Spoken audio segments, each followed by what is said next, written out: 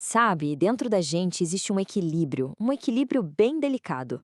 É como um sistema complexo, onde cada engrenagem, cada intenção precisa estar perfeitamente alinhada para tudo funcionar direito. Mas o que acontece quando esse sistema entra em conflito? Deus e Nós apresenta Proclamação às Nações. Então, se prepare.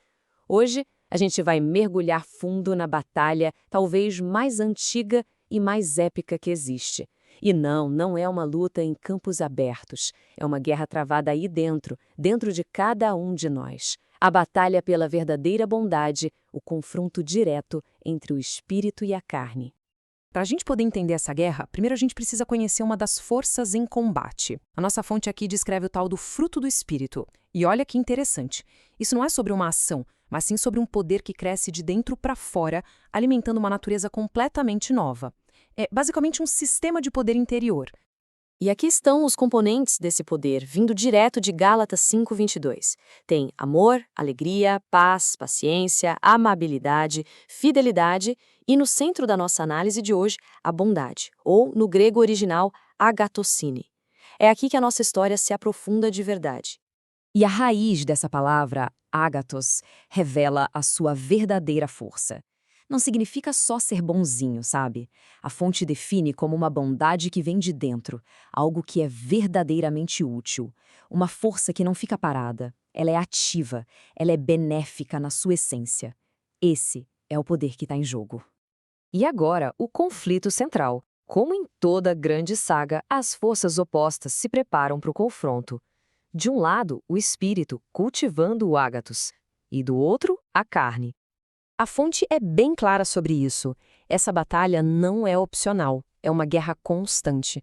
A natureza carnal, com seus impulsos e desejos, está em oposição direta à nova natureza espiritual. Viver por uma produz um resultado, viver pela outra produz um resultado completamente diferente. São dois caminhos, duas forças em tensão o tempo todo. E essa tensão toda levanta uma questão crucial. Se o sofrimento, de um jeito ou de outro, é parte da jornada, qual é a diferença entre sofrer por fazer o bem e sofrer por fazer o mal? A resposta para isso muda tudo. E este exemplo aqui, com o apóstolo Paulo, ilustra a diferença de um jeito brilhante. De um lado, ser preso pelo Espírito. Paulo foi preso por pregar, por fazer o bem. Para ele, as correntes eram um símbolo de honra, um motivo de orgulho. Agora, do outro lado, ser preso pela carne, por roubo, mentira, rebelião. Aí a prisão não é uma injustiça, mas a consequência justa, um motivo de vergonha.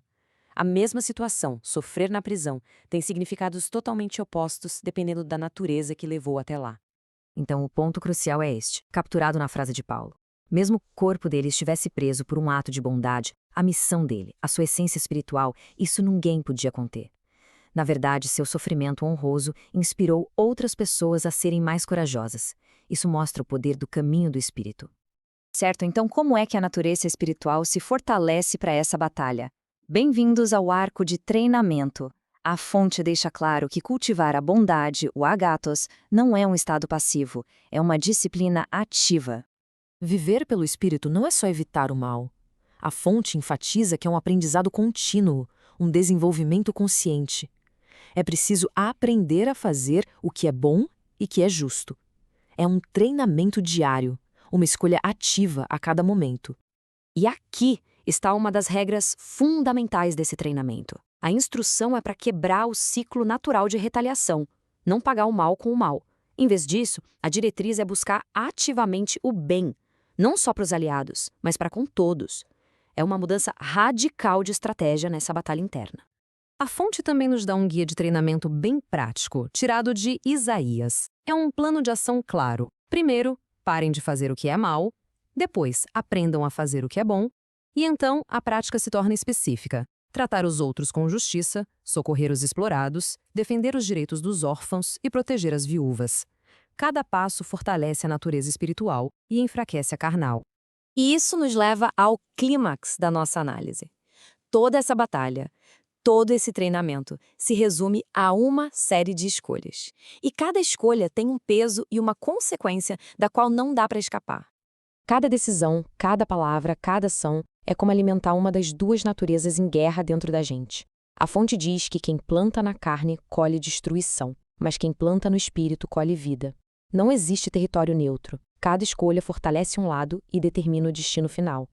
Isaías apresenta essa escolha de forma bem direta. A obediência ao caminho do bem leva a uma recompensa, mas a desobediência e a rebeldia, a frase fica em aberto, deixando o peso da consequência pairar no ar.